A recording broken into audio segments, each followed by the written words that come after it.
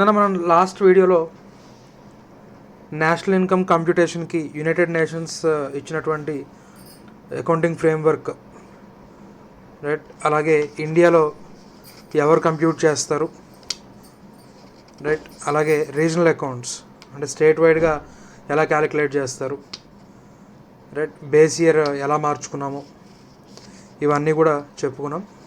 So ఇప్పుడు concepts of national income. So concepts of national income అని చెప్పి మనకి GDP at MP, NDP at MP, GNP at MP అని రకరకాల concepts చెప్తాడు. సో ఆ కాన్సెప్ట్స్ చెప్పుకునే ముందు మనం ఇక్కడ కామన్గా యూస్ చేసే వర్డ్స్ ఏవైతే ఉన్నాయో వాటిని ఎక్స్ప్లెయిన్ చేసేసుకుంటే ఆ కాన్సెప్ట్స్ చాలా ఈజీగా మనం అర్థం చేసుకోవచ్చు. సో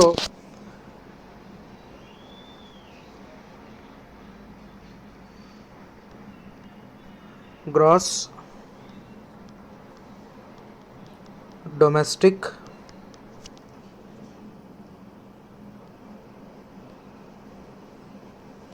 ప్రోడక్ట్, దాన్ని మనం జీడిపి అంటాం, గ్రాస్ డొమెస్టిక్ ప్రోడక్ట్. అలాగే మనకి at market price and factory cost. So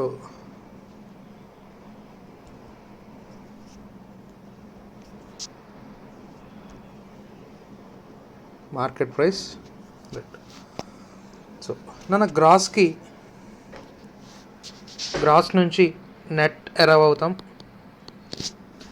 domestic నుంచి నేషనల్ అరైవ్ అవుతాం, రైట్. ప్రొడక్ట్ పక్కన పెట్టండి. మార్కెట్ ప్రైస్ నుంచి factory cost, right. So nothing but గ్రాస్లోంచి లెస్ డెప్రిసియేషన్.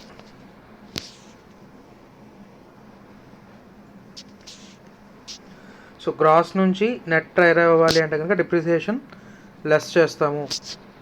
నెట్ నుంచి గ్రాస్ అరైవ్ అవ్వాలి అంటే కనుక డిప్రిసియేషన్ యాడ్ చేస్తాం, రైట్. అలాగే డొమెస్టిక్ నుంచి నేషనల్ అరైవ్ అవ్వాలంటే NFIA plus or minus NFIA, అది కంట్రీ పొజిషన్ బట్టి ఉంటుంది, అది మనం చెప్తాను నేను తర్వాత. Plus or minus NFIA, net factory income from abroad, right.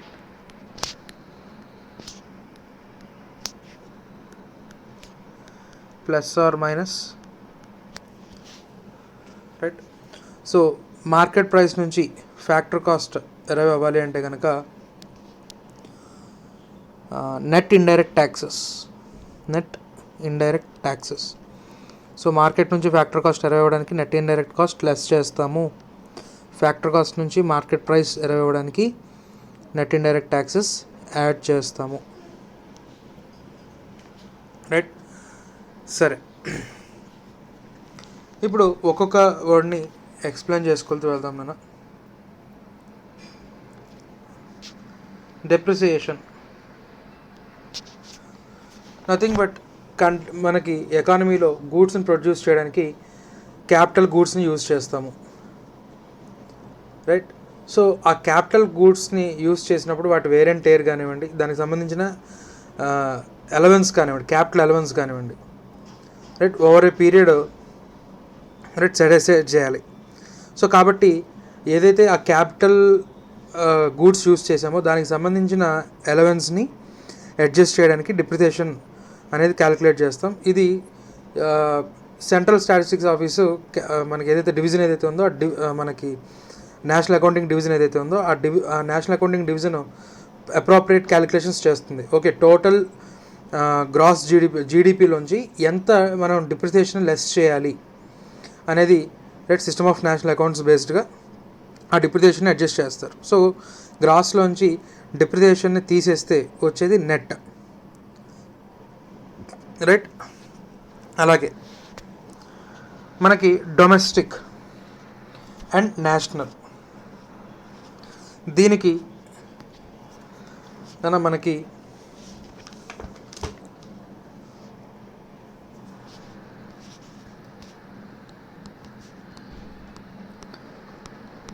Domestic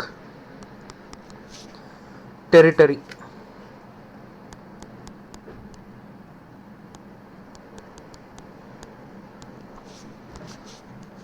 so డొమెస్టిక్లో వచ్చేసరికి మనం డొమెస్టిక్ టెరిటరీలో ప్రొడ్యూస్ అయినటువంటి గూడ్స్ అండ్ సర్వీసెస్ ఏవైతే ఉన్నాయో వాటి అన్నిటి వాల్యూని కూడా మనం తీసుకుంటాం. Say if this is a country, right, goods produced within the domestic territory, goods produced within the domestic territory for a set period. So for example 1 year. జనరల్గా GDP ఎప్పుడు కూడా 1 year క్యాలిక్యులేట్ చేస్తాం, right. Whether this goods produced by Indian national or foreign national. Foreign citizen కానివ్వండి, foreign company కానివ్వండి, production ఎక్కడ జరిగింది, domestic టెరిటరీలోనే జరిగింది, ఆ కంట్రీలోనే జరిగింది. సే ఇక్కడ ఎగ్జాంపుల్ ఇండియా అనుకుంటే కనుక production took place in India, right. So production కనుక ఇండియాలో జరిగినట్లయితే అది ఎవరు ప్రొడ్యూస్ చేశారు, ఇండియన్ ప్రొడ్యూస్ చేశాడా, ఫారినర్ ప్రొడ్యూస్ చేశాడా అనేది immaterial. It will be considered, right, as national income. It will be considered as goods value produced, right. So జీడిపిలో అది మనం కన్సిడర్ చేస్తాం, whether it is produced by Indian national or foreign national. వీళ్ళనే మనం resident production units అంటాం నాన్న. దీనికి word గుర్తుపెట్టుకోవాల్సిందే మీరు, రెసిడెంట్ ప్రొడక్షన్ యూనిట్స్, రైట్. జీడిపిలో అంటే గ్రాస్ డొమెస్టిక్ ప్రొడక్ట్లో, right, whether it is produced by normal citizen or a company which is registered outside India but produced in India, or a produced by a citizen, foreign citizen, right, but produced within India, వాటిని మాత్రం ఇక్కడ మనం ఖచ్చితంగా consider చేస్తాం. ఒకవేళ Indian national ఫారిన్లో, సే వేరే కంట్రీలో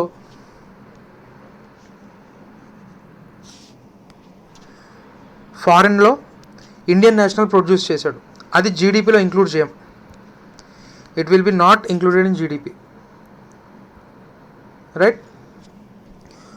so gross domestic ప్రొడక్ట్లో డొమెస్టిక్ వచ్చేసరికి within the domestic territory, right, goods and services produced by resident production units, right, will be included. Resident production units అంటే ఏవైతే ఉన్నాయో వాటికి సంబంధించిన మనం ఇచ్చిన మెటీరియల్లో ఉంటుంది, అది మీరు ఖచ్చితంగా గుర్తుపెట్టుకోవాల్సింది, రైట్. రెసిడెంట్ ప్రొడక్షన్ యూనిట్ అనేది మనం గుర్తుపెట్టుకోవాల్సిన వర్డ్ అది. సో డొమెస్టిక్లో ఇంక్లూడ్ కానివి ఏంటి, మన ఇండియన్ నేషనల్ ఫారిన్లో ప్రొడ్యూస్ చేసినవి, ఫారిన్లో ఎర్న్ చేసిన ఇన్కమ్స్ ఇంక్లూడ్ కావు. సో డొమెస్టిక్లో వచ్చేసరికి if it is produced within country, right, whether it is by foreign entity or Indian entity, దాన్ని ఇంక్లూడ్ చేస్తున్నాం. సో నేషనల్లో వచ్చేసరికి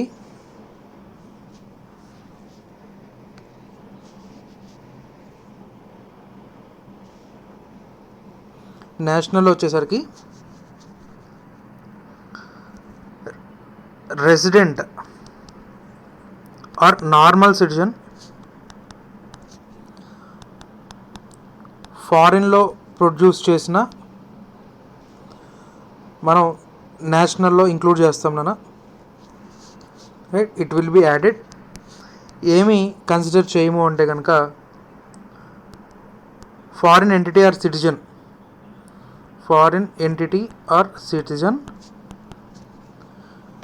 ఏదైతే విత్ ఇన్ ఇండియా ప్రొడ్యూస్ చేశాడు, అంటే with in domestic territory, డొమెస్టిక్లో produce చేసింది ఏదైతే ఉందో అది లెస్ చేస్తాము అని చెప్తాడు, అంటే కంప్లీట్గా. సో ఒక కంట్రీకి సంబంధించిన సిటిజన్స్ వరల్డ్ వైడ్గా ఎంత సంపాదించారు, రైట్. ఇక్కడ ప్రొడక్షన్ అంటే నథింగ్ బట్ గూడ్స్ మాత్రమే కాదన్నా, సర్వీసెస్ కూడా, visible and invisible goods. Visible goods అంటే మనం వాడేటువంటి గూడ్స్, ఇన్విజిబుల్ వచ్చేసరికి సర్వీసెస్. సో ఏవైనా సరే, సో ఏదైనా కంట్రీ కనుక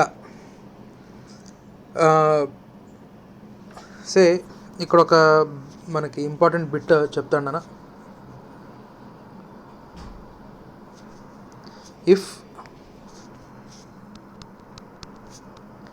NFIA is positive, GNP is greater than GDP, vice versa.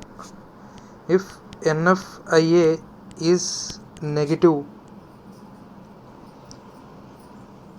right, GNP is less than GDP.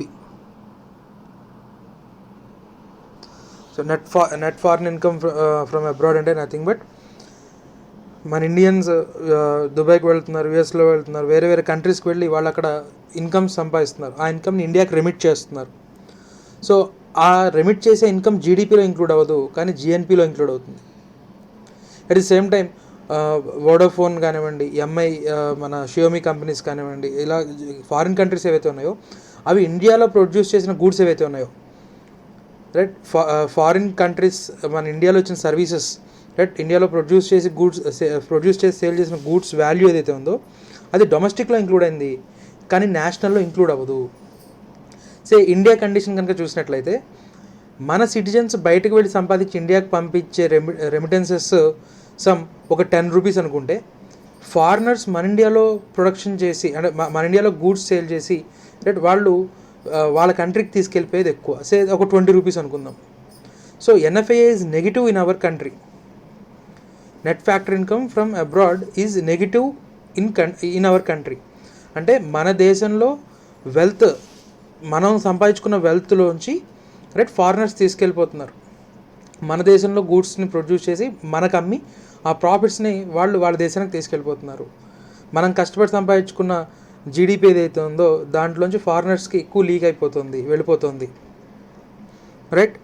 So net factor income from abroad అది ఏ income అయినా కానివ్వండి, మనకి ఫ్యాక్టర్ ఇన్కమ్, ఫ్యాక్టర్ అంటే ఫ్యాక్టర్స్ ఆఫ్ ప్రొడక్షన్కి సంబంధించిన వాళ్ళకి వచ్చే ఫ్యాక్టర్ ఇన్కమ్స్ ఏవైతే ఉన్నాయో, లేబర్కి వచ్చేటటువంటి వేజెస్ కానివ్వండి, ల్యాండ్కి వచ్చేటటువంటి రెంట్ కానివ్వండి, క్యాపిటల్కి వచ్చేటటువంటి ఇంట్రెస్ట్ కానివ్వండి, ఎంటర్ప్రీనర్కి వచ్చేటటువంటి ప్రాఫిట్స్ కానివ్వండి, ఇలాంటి ఇన్కమ్స్ మన సిటిజన్ వేరే కంట్రీలో సంపాదిస్తుంటే కనుక, రైట్, మన ఇండియన్ బ్యాంక్స్ వేరే కంట్రీలో ఉన్న కంపెనీకి లోన్ ఇచ్చాయి, రైట్, లేదా ఇన్వెస్ట్ చేసాయి, షేర్స్లో ఇన్వెస్ట్ చేసాయి, ఆ వచ్చిన ప్రాఫిట్ నేషనల్లో ఇంక్లూడ్ అవుతుంది, డొమెస్టిక్లో ఇంక్లూడ్ అవ్వదు, రైట్. సో ఆ విధంగా మనకి ఇంపార్టెంట్ బిట్ వచ్చేసరికి, if NFIA is positive, GNP is greater than GDP, if NFIA is negative, GNP is less than GDP. ఇది మనకి డొమెస్టిక్కి నేషనల్కి ఉన్నటువంటి తేడా. నథింగ్ బట్ డొమెస్టిక్కి NFIA లెస్ చేస్తే, అంటే మన ఇండియన్ కేసు కనుక చూసుకుంటే NFIA లెస్ చేస్తే నేషనల్ వస్తుంది, NFIA యాడ్ చేస్తే డొమెస్టిక్ వస్తుంది, రైట్. నేషనల్కి NFIA యాడ్ చేస్తే డొమెస్టిక్ వస్తుంది, డొమెస్టిక్లో నుంచి NFIA లెస్ చేస్తే నేషనల్ వస్తుంది. నెక్స్ట్ ప్రొడక్ట్ గురించి మాట్లాడుకుంటున్నాం.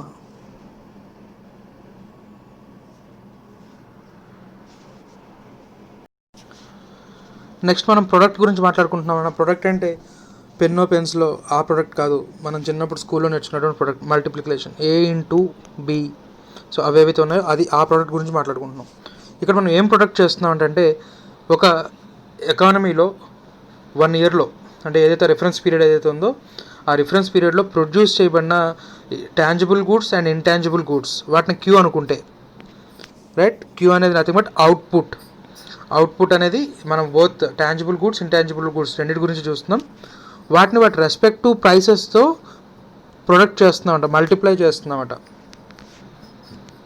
Right. Output is multiplied by their respect to prices, right. మనం ఎలాగో అకౌంటింగ్లో చూస్తాం, బ్యాలెన్స్ షీట్లో వేసేటప్పుడు కంపెనీకి 2 కార్లు ఉన్నాయి, 6 ఎకరం పొలం ఉంది, 4 అంతస్తుల బిల్డింగ్ ఉంది, ఇలా రాయం.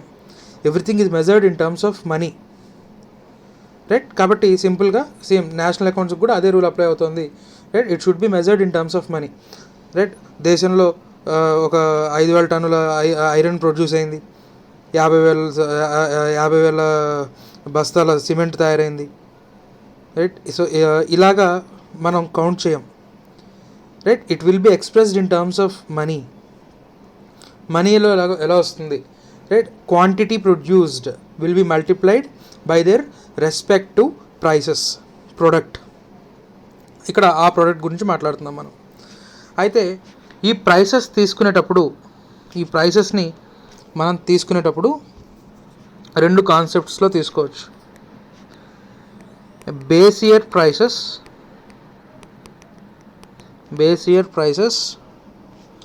Current year prices.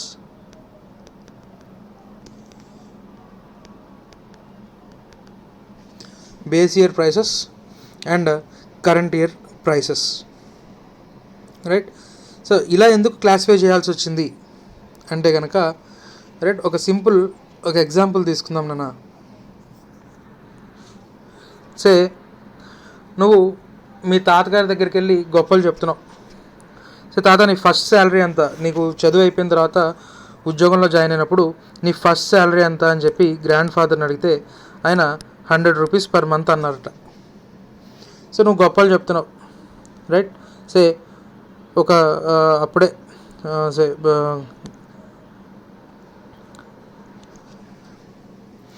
Grand son just అప్పుడే ఒక ఎంసెట్లో 1,00,000 ర్యాంక్ తెచ్చుకొని, రైట్, చాలా కష్టపడి ఇంజనీరింగ్ కంప్లీట్ చేసి, రైట్, క్యాంపస్ ఇంటర్వ్యూకి వెళ్ళి 15,000 రూపాయలు మంత్లీ శాలరీ సంపాదించాడు ఇంజనీరింగ్ మీద, రైట్. ఈ ప్రైవేట్ కాలేజెస్లో డొనేషన్లు అవి ఇవి కట్టి 4 సంవత్సరాలు ఇంజనీరింగ్కి ఒక 5 లక్షలు 6 లక్షలు తగలబెట్టి, రైట్. అది కాకుండా మళ్ళీ కాలేజీకి వెళ్ళడానికి 1,50,000 2 లక్షల బైకు, రైట్, సంవత్సరానికి ఒక 20-30 వేల రూపాయల బట్టలు, ఇలాంటివన్నీ కూడా ఖర్చు పెట్టి చాలా జాగ్రత్తగా 4 సంవత్సరాలు 10 లక్షలు ఖర్చు పెట్టి మంత్లీ 15,000 రూపాయల శాలరీ సంపాదించాడు. సో వాళ్ళ గ్రాండ్ ఫాదర్ దగ్గరికి వెళ్ళి గొప్పలు చెప్పుకుంటున్నాడు. నీది ఫస్ట్ శాలరీ 100 రూపీసు, నా ఫస్ట్ శాలరీ 15,000 రూపీసు అని చెప్పి గొప్పలు చెప్తున్నాడు. సో ఈ కంపారిజన్ కరెక్టా? సో 2 రూపీసే కదా సార్, కంపారిజన్ కరెక్టే. అది అవి రూపాయలే ఇవి రూపాయలే, కాకపోతే అప్పట్లో నోట్లు వేరు ఇప్పట్లో నోట్లు వేరు, అంతే కదా.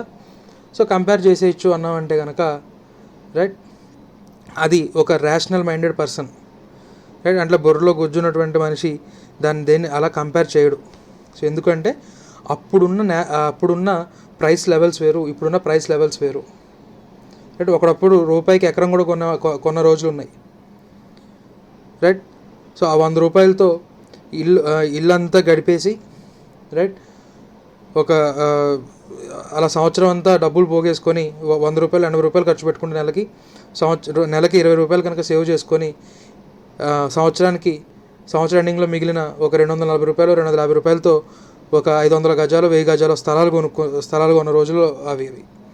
ఒక 100 రూపాయలకి 100 గజాలు వచ్చేది, రైట్. లేకపోతే ఒక 500 రూపాయలకి ఒక 500 గజాల స్థలం వచ్చేది. ఇప్పుడు ఆ 500కి, రైట్, ల్యాండ్ కాదు కదా, కనీసం మూవీకి వెళ్ళాలన్నా కూడా సరిపోదు. సో మనీ వాల్యూ అనేది మారిపోయింది. సో అప్పటి ప్రైసెస్ని ఇప్పుడు ప్రైసెస్ని, లేదా అప్పటి ప్రొడక్షన్ని ఇప్పుడు ప్రొడక్షన్ని కంపేర్ చేయడం కుదరదు. ఆ రోజుల్లో ఉన్న ప్రొడక్షన్ ఇంటూ దాని ప్రైసెస్, ఈ రోజుల్లో ఉన్న ప్రొడక్షన్ దాని ప్రైసెస్తో మల్టిప్లై చేస్తే అయ్యే పని కాదు, రైట్. 30 సంవత్సరాల కిందట, ఒక 20 సంవత్సరాల కిందట పెట్రోల్ 35 రూపాయలు 40 రూపాయలు ఉండేది, ఇవాళ రోజున 80 రూపాయలు, రైట్. ఆ రోజున 10,000 లీటర్లు ప్రొడ్యూస్ అయింది అనుకుందాం, ఈ రోజు కూడా 10,000 యూనిట్సే ప్రొడ్యూస్ అయింది.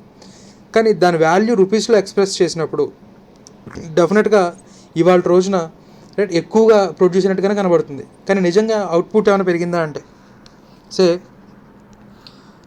1980లో ఒక 10,000 లీటర్స్ పెట్రోల్ ప్రొడ్యూస్ అయింది అనుకుందాం, 2020లో కూడా 10,000 లీటర్స్ పెట్రోల్ ప్రొడ్యూస్ అయింది అనుకుందాం.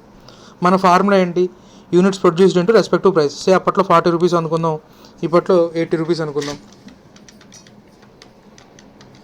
సే దీని వాల్యూ కమ్స్ టు 40 lakhs, ఇప్పుడు 80 lakhs. చూస్తే జీడిపి పెరిగినట్టుగానే కనబడుతుంది.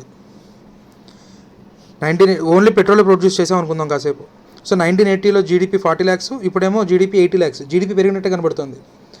కానీ మనం ఇక్కడ ఏం చేస్తున్నాం? గూడ్స్ పెరిగాయా? నెంబర్ ఆఫ్ గూడ్స్ ప్రొడ్యూస్డ్ పెరిగాయా? పెరగలేదు. గూడ్స్ ప్రొడ్యూస్డ్ పెరగలేదు. అప్పుడు 10,000 లీటర్సే, ఇప్పుడు 10,000 లీటర్సే. కానీ ప్రైసెస్లో చేంజ్ వల్ల మనకి జీడిపి పెరిగినట్టుగా కనబడుతుంది, నేషనల్ ఇన్కమ్ పెరిగినట్టుగా కనబడుతుంది. సో ఈ ప్రాబ్లమ్ని మనం రిమూవ్ చేయడానికి బేస్ ప్రైసెస్ అనేది తీసుకొచ్చాం.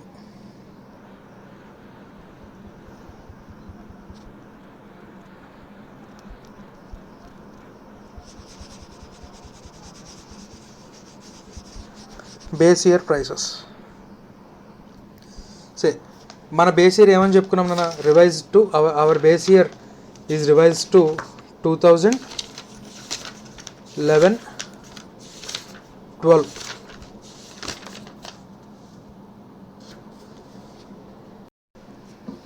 సో మన base year present 2011-12.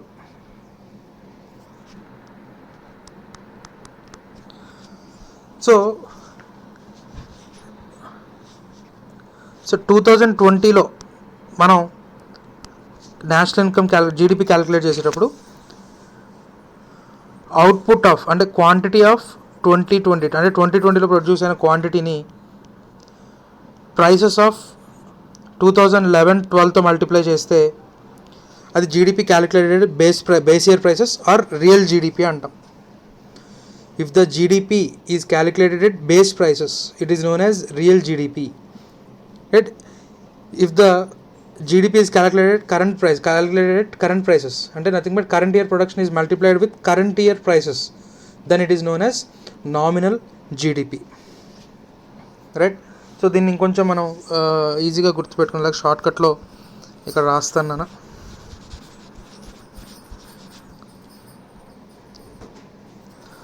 So quantity produce is of 2020 అంటే 2020లో అంటే current year production. If it is multiplied with అంటే ప్రైసెస్ని బేస్ ఇయర్ ప్రైసెస్తో కనుక మల్టిప్లై చేస్తే, అలాగే కరెంట్ ఇయర్ ప్రైసెస్తో మల్టిప్లై చేస్తే దీన్ని రియల్ జీడిపి అన్నాము. ఇది నామినల్ జీడిపి అన్నాము. రైట్? సో ఏ కంట్రీకి అయినా సరే రియల్ జీడిపి పెరగడం అంటే రియల్గా అవుట్పుట్ పెరిగిందా లేదా అనేదే important. Right? So comparison easy చేయడం కోసం రైట్ దానికి సొల్యూషన్ తీసుకొచ్చింది base year prices and current year prices. So అంటే కరెంట్ ఇయర్ ప్రొడక్షన్ని మనం బేస్ ఇయర్ ప్రైసెస్తో మల్టిప్లై చేస్తే రైట్ మనకి ప్రతి స్టడీలో కూడా అంటే పబ్లిష్ చేసినప్పుడు కొన్నిటికి రిఫరెన్స్ జీడిపి బేస్ ప్రైసెస్ దగ్గర తీసుకుంటాం కదా, కొన్నిటికి రిఫరెన్స్ జీడిపి కరెంట్ ప్రైసెస్కి తీసుకుంటాం. సో అక్కడ మీకు క్లియర్గా మెన్షన్ చేస్తాడు ఆ స్టడీలో కానివ్వండి లేకపోతే ఆ స్టాటిస్టిక్స్లో కానివ్వండి, ఎక్కడైనా వాడు రిఫరెన్స్ తీసుకున్నప్పుడు జీడిపి ఎట్ బేస్ ప్రైస్ అలాగే జీడిపి ఎట్ కరెంట్ ప్రైస్ అనేది క్లియర్గా మెన్షన్ చేస్తాడు. ఇది మనకి ప్రొడక్ట్. Next market price. జనరల్గా మరి ఇప్పుడు ఈ ప్రైస్ ఏదైతే ఉందో ఇక్కడ ప్రొడక్ట్ అంటే ఈ ప్రైస్ని మనం తీసుకుంటున్నాం. ఈ ప్రైస్ తీసుకునేటప్పుడు మనం ఫ్యాక్టరీ లెవెల్ దగ్గర క్యాలిక్యులేట్ చేయొచ్చు, లేకపోతే కన్జ్యూమర్ లెవెల్ దగ్గర కూడా క్యాలిక్యులేట్ చేయొచ్చు. ఫ్యాక్టరీ లెవెల్ దగ్గర చేయొచ్చు, అలాగే కన్జ్యూమర్ లెవెల్ దగ్గర కూడా చేయొచ్చు. సే మ్యానుఫ్యాక్చరర్ ఉన్నాడు,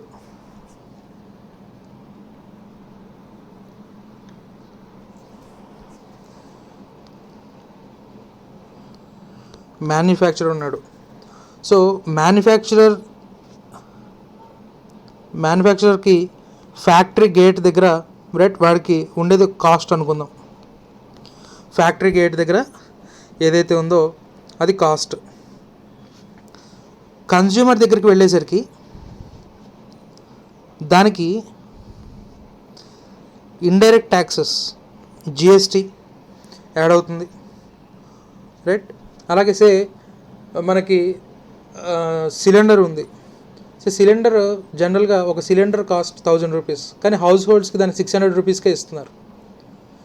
ఆ డిఫరెన్స్ సో జనరల్గా ఏంటి కాస్ట్ కంటే అంటే ఫ్యాక్టరీ గేట్ దగ్గర కంటే కూడా కన్జ్యూమర్ దగ్గరకు వచ్చేసరికి పెరిగింది కాస్ట్. కాస్త మార్కెట్ ప్రైస్ కాస్ట్ కంటే కూడా మార్కెట్ ప్రైస్ ఎక్కువ ఉంది. కానీ సిలిండర్ కానివ్వండి లేకపోతే కొన్ని మెడిసిన్స్ కానివ్వండి వీటిలో వచ్చేసరికి కాస్ట్ కంటే కూడా మార్కెట్ ప్రైస్ తక్కువ ఉంటుంది. దానికి రీజన్ సబ్సిడీస్. గవర్నమెంట్ కొన్ని సబ్సిడీస్ ఇస్తుంది. ఆ సబ్సిడీస్ లెస్ చేస్తే రైట్ ఇక్కడ మనకు వచ్చేసరికి వచ్చేది మార్కెట్ ప్రైస్. అంటే నథింగ్ బట్ ఫ్యాక్టర్ కాస్ట్కి ఇండైరెక్ట్ ట్యాక్సెస్ని యాడ్ చేయడం. ఇండైరెక్ట్ ట్యాక్సెస్ని ప్రొడక్ట్ ట్యాక్సెస్ అంటారు నాన్న. ఇండైరెక్ట్ ట్యాక్సెస్ని ప్రొడక్ట్ ట్యాక్సెస్ అంటారు, గుర్తుపెట్టుకోండి, జస్ట్ తర్వాత ఉపయోగపడుతుంది. Product tax. ప్రొడక్ట్ ట్యాక్స్ అనేది ఓన్లీ ప్రొడక్షన్ చేస్తేనే పే చేస్తాము, based on volume of production, based on number of units, దాని బేస్డ్గా అయితేనే మనకి ట్యాక్సెస్ పడితే దాన్ని ప్రొడక్ట్ ట్యాక్సెస్ అంటాం. సో ఫ్యాక్టరీ కాస్ట్కి ప్రొడక్ట్ ట్యాక్స్ అంటే నథింగ్ బట్ ఇండైరెక్ట్ ట్యాక్సెస్ని యాడ్ చేసి సబ్సిడీస్ని కనుక లెస్ చేసినట్లయితే మార్కెట్ ప్రైస్ వస్తుంది. సో అదే మార్కెట్ ప్రైస్ నుంచి ఫ్యాక్టర్ కాస్ట్కి అరవై అవ్వాలనుకోండి, మార్కెట్ ప్రైస్ నుంచి ఫ్యాక్టర్ కాస్ట్కి అరవై అవ్వాలనుకుంటే కనుక మార్కెట్ ప్రైస్కి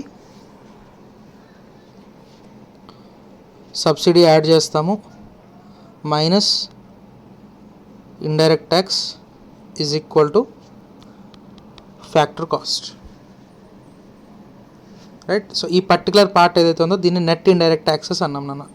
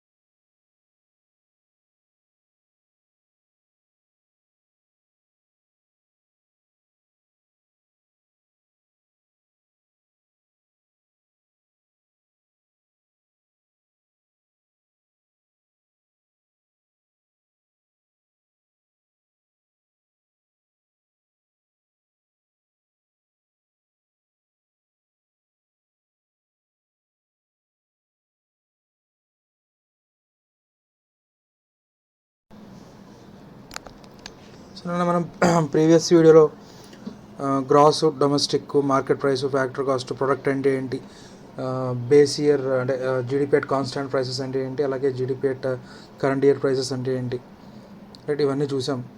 సో ఇప్పుడు మనకి కాన్సెప్ట్స్ అని చెప్పి టెక్స్ట్ బుక్లో ఇచ్చాను అన్న. జీడిపి ఎట్ ఎంపీ, అలాగే NDP at MP, GNP at MP, NNP at MP, GDP at factor cost, NDP at factor cost, NNP at factor cost. So ఇవన్నీ ఇచ్చాడు. సో వీటన్నిటికీ ఫార్ములాలు ఇచ్చాడు. సో మనం ఆ ఫార్ములాలన్నీ గుర్తుపెట్టుకోకుండా ఒక సింపుల్ మెథడ్లోకి చూస్తాం మనం. So for example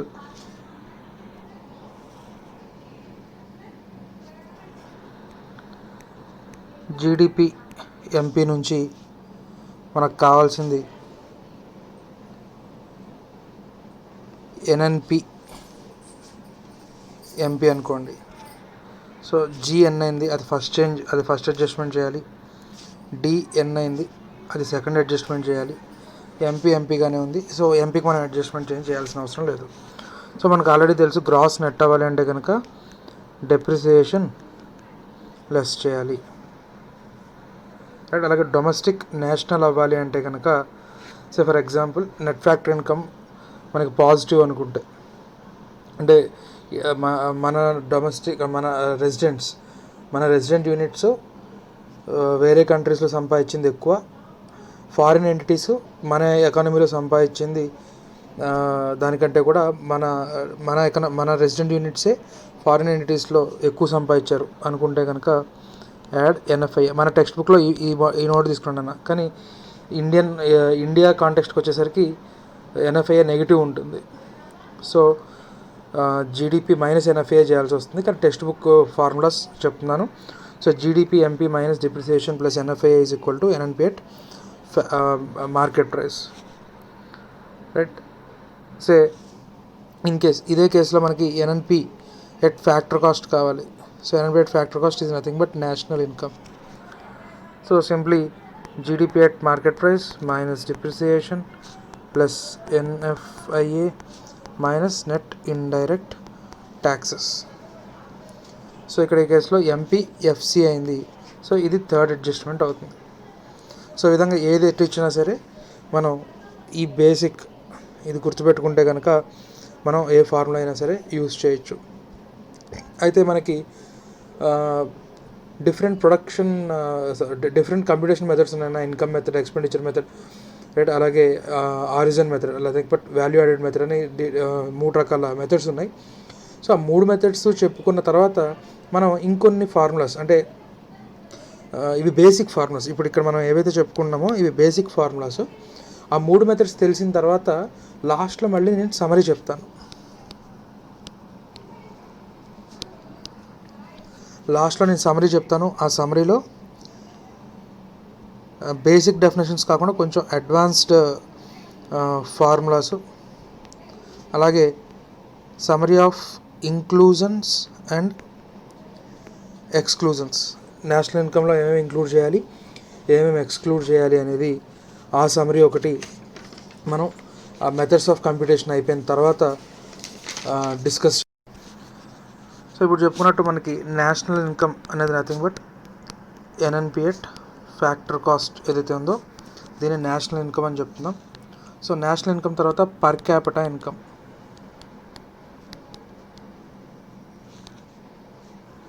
so per capita income వచ్చేసరికి నాన్న జీడిపి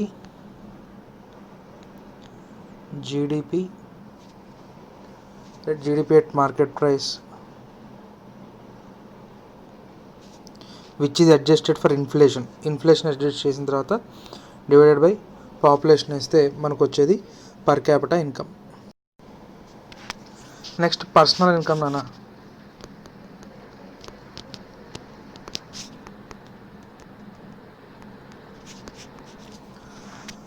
పర్సనల్ ఇన్కమ్ అంటే ఎవరైతే పర్ క్యాపిటా ఇన్కమ్కి పర్సనల్ ఇన్కమ్కి డిఫరెన్స్ ఉంది. సో పర్సనల్ ఇన్కమ్ వచ్చేసరికి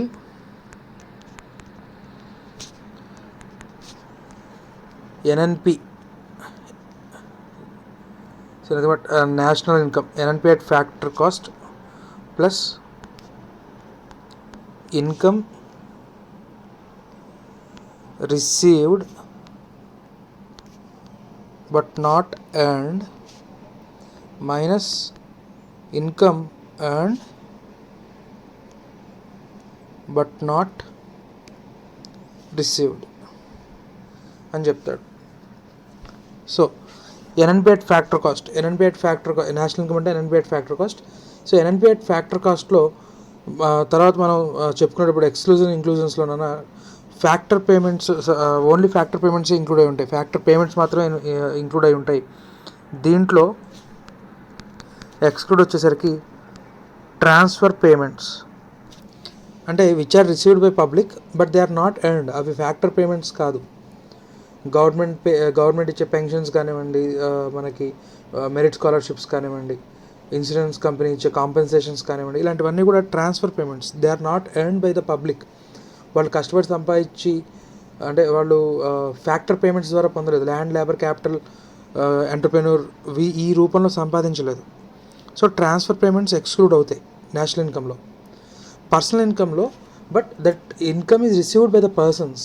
కాబట్టి పర్సనల్ ఇన్కమ్ని క్యాలిక్యులేట్ చేసేటప్పుడు నేషనల్ ఇన్కంలో ఫ్యాక్టర్ పేమెంట్స్ లేవు కాబట్టి, ట్రాన్స్ఫర్ పేమెంట్స్ లేవు కాబట్టి ఇక్కడ ట్రాన్స్ఫర్ పేమెంట్స్ ఇంక్లూడ్ చేస్తాం. So income received but not earned, right, but not earned as factor payments రూపంలో సంపాదించలేదు, రైట్. అవి నేషనల్ ఇన్కంలో ఇంక్లూడ్ అయ్యి లేవు కాబట్టి ఇక్కడ ఇంక్లూడ్ చేస్తున్నాం. So income received but not earned, దీన్ని ఏం చేస్తున్నాం, నేషనల్ ఇన్కంలో లేదు కాబట్టి యాడ్ చేస్తున్నాం. అట్ ది సేమ్ టైం ఇక్కడ కొన్ని ఇంక్లూడ్ అయి ఉన్నాయి.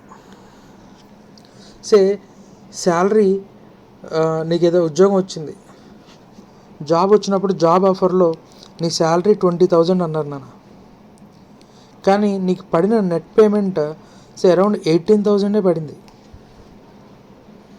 సో ఈ 2,000 ఏం చేశారు సార్ అని అడిగితే, ఈ 2,000 ప్రావిడెంట్ ఫండ్ కట్ చేసాము, పిఎఫ్ కట్ చేసాము అంటారు. So 2000 deducted as PF. So ఈ 2000 నువ్వు ఇప్పుడు సంపాదించావు, డిడక్ట్ చేశారు ఈ 2000, కానీ ఈ 2000 నీకు ఎప్పుడు ఇస్తారు? రిటైర్ అయిపోయిన తర్వాత ఇస్తారు.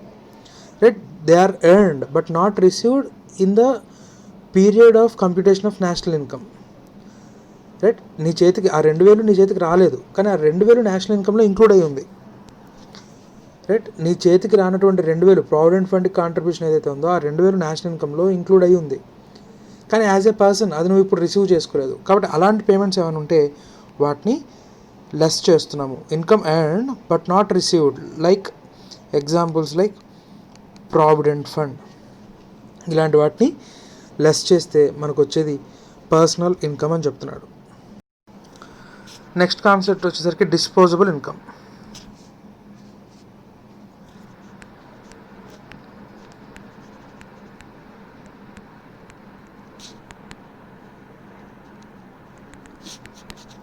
Disposable income.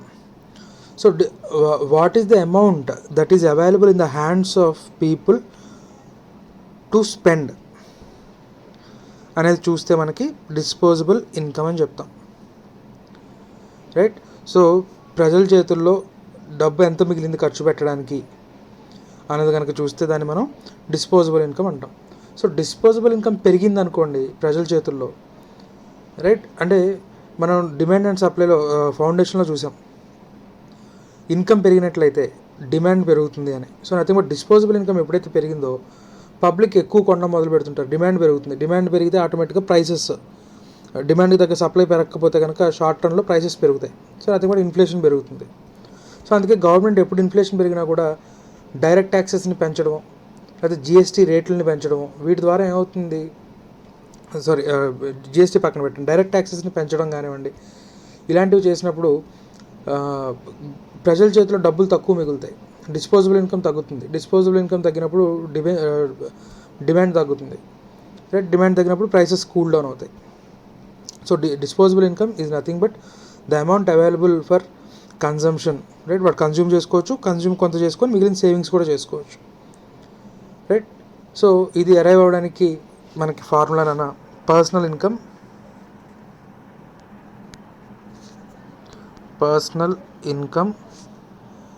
Minus personal income tax. Corporate income tax కాదు నాన్న, కంపెనీలు అవి కట్టే ట్యాక్స్ వేరు. ఇది మనం పర్సనల్ ఒక పర్సన్స్ యొక్క హౌస్ హోల్డ్స్ యొక్క ఇన్కమ్ గురించి మాట్లాడుతున్నాం కాబట్టి personal income minus personal income taxes and compulsory payments to governments. గవర్నమెంట్కి ఇంకా కంపల్సరీగా పే చేయాల్సిన ట్యాక్సెస్ కానివ్వండి, పేమెంట్స్ కానివ్వండి, ఇలాంటివి ఏమైనా ఉంటే కనుక వీటన్నిటిని కూడా పే చేయంగా ప్రజల చేతిలో డబ్బు ఎంత మిగిలిందో దాన్ని డిస్పోజబుల్ ఇన్కమ్ అంటాం. రైట్, సో కాన్సెప్ట్స్ వచ్చేసరికి మనకి టెక్స్ట్ బుక్లో అరౌండ్ 9 పేజెస్లో ఉంది నాన్న.